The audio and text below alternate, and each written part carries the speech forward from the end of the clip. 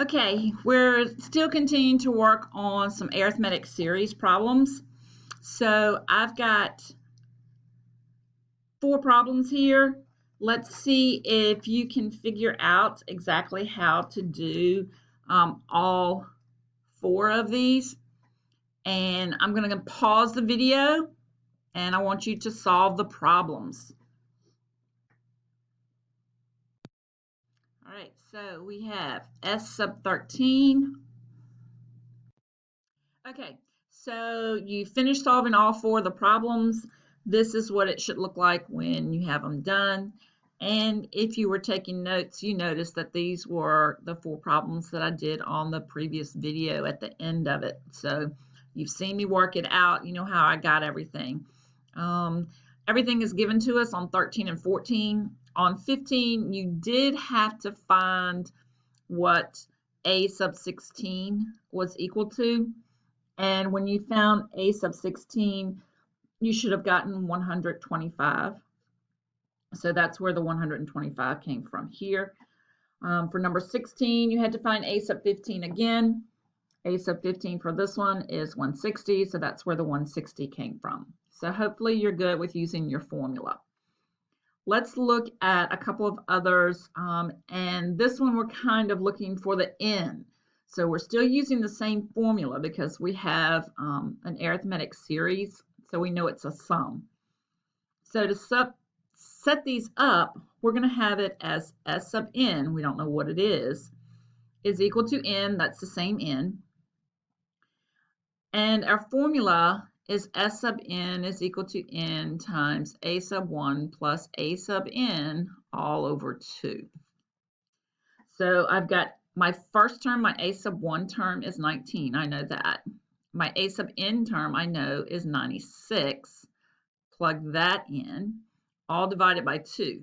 Now I do know in this one that my S sub n is 690. So I'm going to replace this S sub n with the number that I know it is, 690. First thing we need to do is get rid of this 2. So we're going to multiply everything on both sides by 2. So when I multiply that, I end up with 1380 is equal to n times, and I'm going to add 19 and 96, and I get 115. Now all I have to do to get my n by itself is to divide both sides by 115. If I divide by 115, then I get that n is equal to 12. And if you happen to work one of these out and you get a decimal for your n value, that's probably not going to be correct because your n value is a certain number of times, and we're not working with half of a time or half of a sequence when we're looking at it. So we have to go one whole sequence number. So your n should always end up being a whole number. So let's try this one. If we plug this into our formula, our S sub n is 4,475. It's equal to n times my a sub 1 value is 16 plus my a sub n value is 163, all divided by 2. Well, we're going to keep doing the same thing each time. So I'm going to multiply by 2, everything on both sides.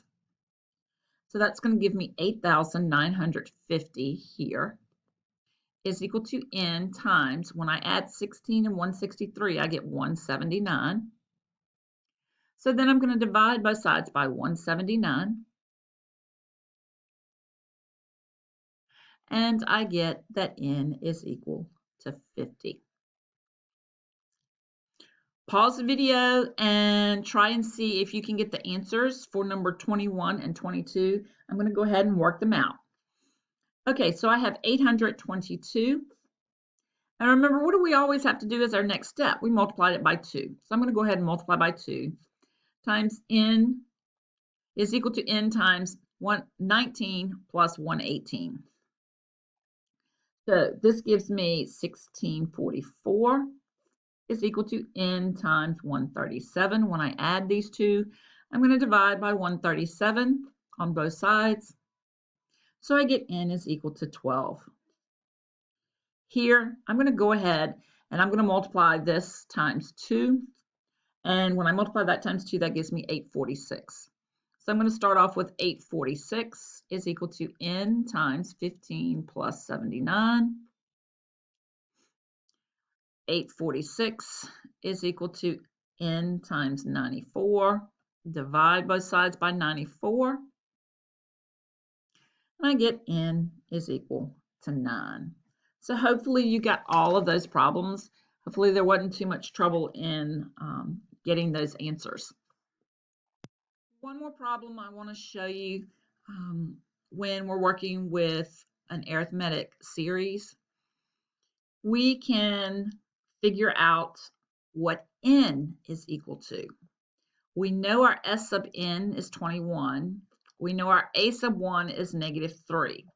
So we're going to have to use the formula that we had in the very beginning when we had to find a sub n. Remember, that's our a sub 1 value plus n minus 1 times d. Well, I'm going to plug in the stuff that I know. So a sub n is equal to -3. That's my a sub 1 value plus n minus 1, and my d is 2. Now, we did problems like this when we were looking for n. We had to use our distributive property. So a sub n is equal to -3 plus 2n minus 2. Combining my like terms, -3 and -2 gives me a -5 plus 2n. So we're going to use this as our a sub n value. So 21, that's our s sub n.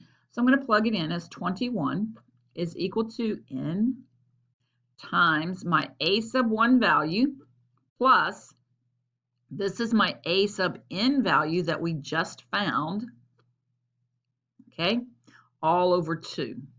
Well, remember what we did each time in the beginning? We multiplied both sides by 2, so that kind of canceled this. And what we end up with is times 2 over here. So times 2. So what I end up with is 42 is equal to n. And then I'm going to combine like terms, -3 and -5. So that's going to give me a -8 plus 2n. Then I'm going to use my distributive property over here. So I have 42 is equal to -8n plus 2n squared. Okay, so this goes back to early on in the year when we have something that's squared, we know it's a quadratic. So in order to solve it, we bring everything over. So I'm going to subtract 42 from both sides. And I'm going to put it in the order that I'm used to seeing it. So it's going to be 2n squared minus 8n minus 42. I can take a 2 out of everything, and I'm left with n squared minus 4n minus 21. This one is easy to factor. So I end up with 2 parentheses, an n and an n. One's plus and one's minus because of the negative here. What can I multiply to get 21? That when I subtract those same two numbers, I get a -4, -7, +3. So if I set this one equal to 0, I'm going to get n plus 3 equals 0, so n is equal to a -3. Can't have a -3 for an n value. My n values can only be positive. So this one I discount, so n has to be 7. So n equals 7 is my answer. And I could continue with all of my numbers. So I could say -3, -1, 1, because remember my common difference is 2, so I'm adding 2 each time. 3, 5, 7, and 9. 1, 2, 3, 4, 5, 6, 7. That's 7 terms. I said my n was 7, so that is my 7th term. The 3's cancel, the 1's cancel. 5 plus 7 is 12, and 12 plus 9 is 21. And that is the sum of 21. Just so that you have it so that you work backwards if in case you had to find an n. Stay safe.